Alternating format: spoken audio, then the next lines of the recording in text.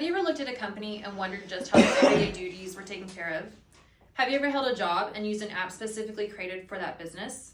Have you ever waited tables and noticed that all POS systems are similar from restaurant to restaurant?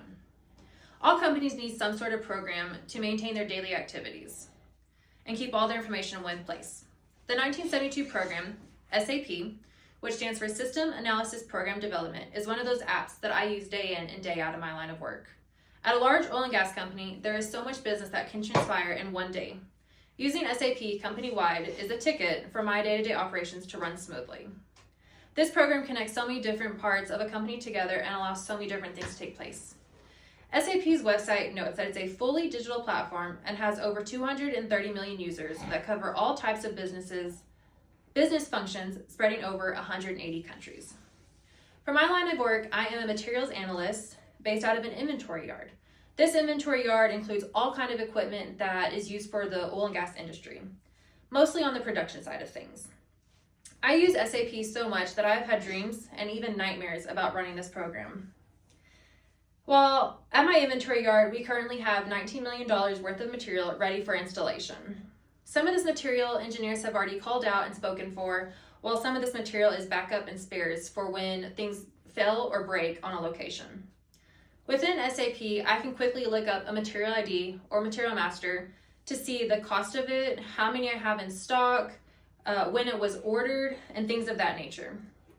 We perform cycle counts and spot checks really often to make sure that our inventory is always spot on.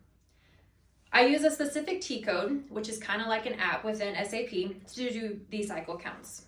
We start with MB52 and run a full report of what's in our yard, and then we physically go out and count all this material. After I count all this material, I use T-codes such as MI01 and MI04 to run another report. After I generate this cycle count in an SAP, I can then run the report to see the differences between what SAP says we should have and what we physically have in my yard. Of course, I always want no differences on these cycle counts, but occasionally I have to do some research to reconcile items that may be off. When I'm reconciling items from a cycle count, I often have to do some digging into another T-code called MB51. This T-code is such a large variety of items you can choose from. There's so much you can do within it. There's so many different filters you can apply and things you can search. I most often use it to search our previous GRs and GIs to see what was moved in and out of my yard. A GR is a goods receipt. It's material that comes into our yard from a vendor. A GI is a goods issue. This is a movement that I move from my yard out to location. I post GRs and GIs both in a T-code called MyGo. MyGo is also home to a variety of things that I can do outside of GRs and GIs. I can transfer material to another yard. I can display previous movements. I can cancel previous movements or incorrect movements, amongst many other things. With a GI, I can move material out against a reservation that is ordered from an engineer, or I can post it against a WBS, a work order, a cost center, to credit or debit its new home. In order to post a goods receipt, one needs to have a PO. A PO is a purchase order, which is usually the order from a vendor. A PR is what needs to be obtained first before a PO can be created.